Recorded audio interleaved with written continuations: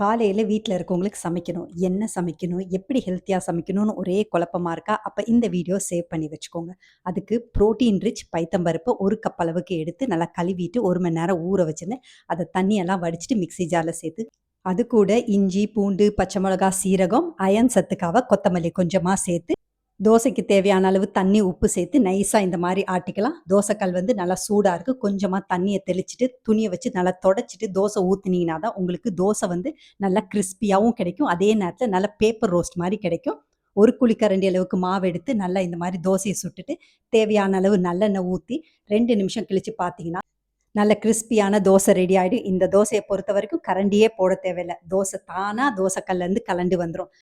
இதே மாரி தோசையில நடுவுல வெங்காயம், தக்காளி, கேரட், சீஸ் இந்த மாரி எத வேணாலும் நீங்க சேர்த்து செஞ்சு சுட்டு குடுத்து பாருங்க. டேஸ்ட் ரொம்ப பிரமாதமா இருக்கும். குழந்தைங்க விரும்பி சாப்பிடுவாங்க. ட்ரை பண்ணி பார்த்துட்டு மறக்காம எப்படி இருக்குன்னு கமெண்ட் பண்ணுங்க.